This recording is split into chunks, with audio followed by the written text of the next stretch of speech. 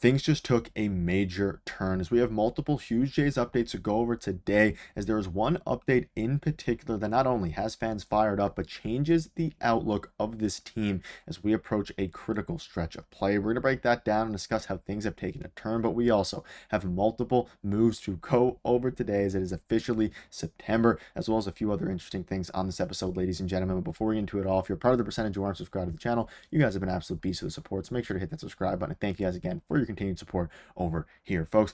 A lot to go over today, and the Toronto Blue Jays are coming off of a game yesterday where I was ready to make an exciting post-game video because Bichette hit a huge home run, Dalton Varsho hit a huge home run, the bullpen choked it. We're going to be diving into that in a minute because that is one of the big talking points here and how things have taken a turn. But there's also something else that has come out surrounding this team where things have taken a big turn. But let's start with the big moves that happened yesterday. Now, of course, yesterday was before the game, it kind of got overshadowed by the fact that they choked ultimately that game yesterday. But a bunch of different things to go over today because September started yesterday, and now 40-man roster is officially here.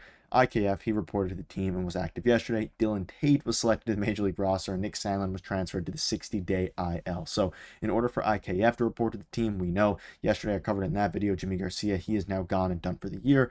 Dylan Tate, he was the one now that gets chosen, and we'll dive into this and what this means, over guys like Braden Fisher, which I'll explain why, and some other guys as well. And we didn't see Joey Loperfido get called up for a variety of reasons. Now, let's start with the Dylan Tate thing. Obviously, Dylan Tate, he is a very unique player. Now, you're at a point now where not only does, and we'll dive into Dylan Tate in a second here, but I want to point out that you're at a point now with these moves, Trey Savage and any other player not in the 40-man roster are now not eligible for the postseason. So it seems like they chose to not go with Trey Savage this this go around this year. So I'm assuming positioning him to be a starter next season and really, there's a chance that they could, call him up. You can see here something interesting about this. Jays can still petition at the commissioner's office for a non-40 guy to replace an injured player in the postseason, but not as easy. I don't think that'll happen.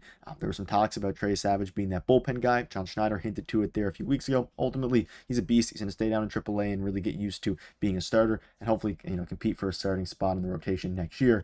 But it's an interesting turn here because obviously, they decided to select Dylan Tate, who, despite his numbers this year, very briefly played earlier on in the year. He has been very, very good at AAA. Been their closer, I believe, at the sub 2.10 ERA. Below that, I think it's 2.05, 2.06 in AAA, and he's had success in the past. Back in 2022, just a few years ago, was an elite reliever with the Baltimore Orioles.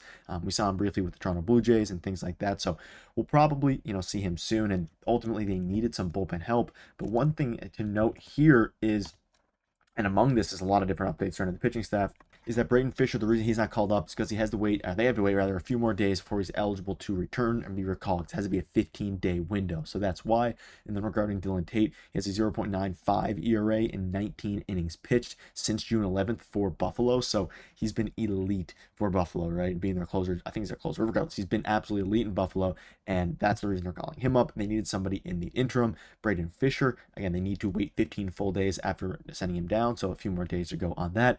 And something which I covered in yesterday's video, Joey Loperfido, he is only hitting 132 since being sent down, and he's trying to figure out playing first base, which would give the Jays more options there for days where Vladdy's DHing and things like that, and to give them a lefty option instead of Ty France as that first baseman when Vladdy wants to DH. So, and obviously he's still, I guess nursing a little bit and lingering that hamstring, which seems to be okay, but still. So it's interesting there because Braden Fisher not being called up is an interesting turn as well because obviously most fans thought he would be, but again, he probably will be. There's a good chance he is, and I'm not saying Dylan Tate's going to be the final guy, but it will be interesting now because, again, the postseason, the way that all these things work, that will make things quite intriguing there. And with Santander ramping up, he could end up replacing IKF at some point, so that's something else to note. Obviously, IKF in the meantime is going to be a pinch runner, defense replacement, things like that. So that move also is a pretty unique one in itself. And again, like I said, Trey Savage is not going to be playing in 2026, so we'll be placed on the 40-man roster in all likelihood. Now, regarding this pitching staff, there was a huge,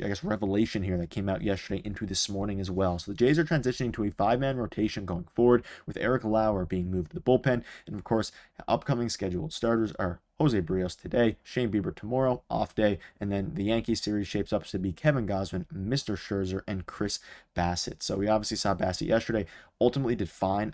The offense, the bullpen let him down, but This is unique because Eric Lauer has now officially been moved to the bullpen. Now, the first time they went over and did this, he was not officially moved to the bullpen. He was just a bullpen guy for a few games in that one series who warmed up as the long man, all these different things. They are now done with the six-man rotation. It worked horribly. It made the bullpen, strain the bullpen. The strenuous bullpen was already has been as bad as it has been.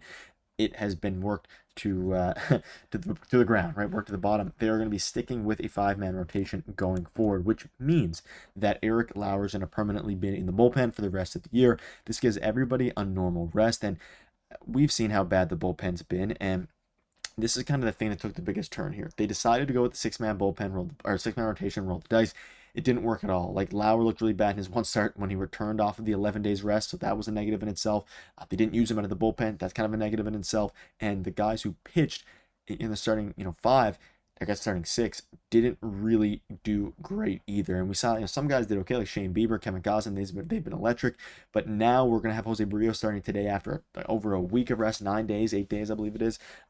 And we'll see if he's good. But like, the big problem here is that it was so bad for the bullpen as well. It has been one of the worst in baseball because with a six-man rotation, you're down a bullpen arm, and that's ultimately what happened there. So they're going to, ultimately the starting pitching staff didn't get deep enough into games, which led to the bullpen being absolutely worked, which led to now them reverting it back to what they initially were planning on doing, which is, what they were doing rather, a five-man rotation with Shane Bieber replacing Eric Lauer. And something that's sad in all this is if they would have just stuck with the five-man rotation the whole time and moved Eric Lauer to the bullpen to begin with, this would have lined up Shane Bieber to start against the Yankees instead of now having to backtrack a little bit and having Shane Bieber start tomorrow against the Reds. But at this point, they're all must-win games anyway. So obviously, Yankees mean a little bit more, but you got to win games, and the Jays have failed to do that over the past little bit. But at the end of the day, wild turn here. They decided to do it, then go back, now do it again. So five-man rotation, that's what they're going to do going forward. And for someone who is as good as Eric Lauer was, the decision was made a little bit easier by the fact that A, none of these other guys are really,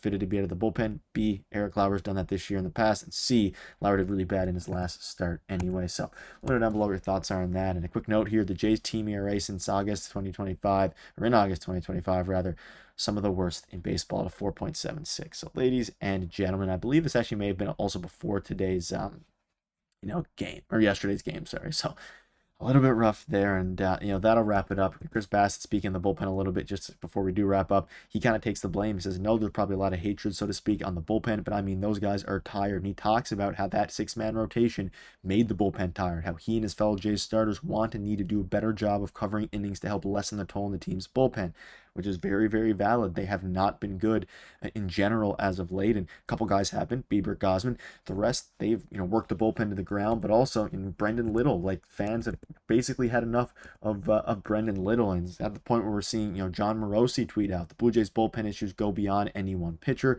The solution begins with throwing more strikes, and they have the worst walks per nine, which is directly correlated to Brendan Little.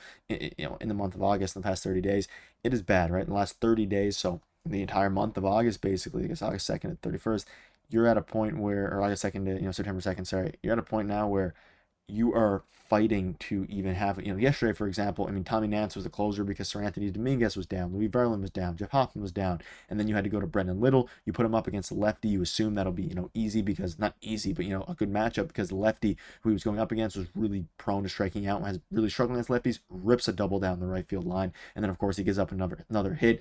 He was probably hesitant, John Schneider, that is, to, walk the bases loaded to get the double play, which would have led the infield back, which would have probably prevented them from winning the game. The other team, of course, the Reds, but you don't want to do that because of how bad he has been lately with walks. So the Brendan Little experience, that's pretty rough.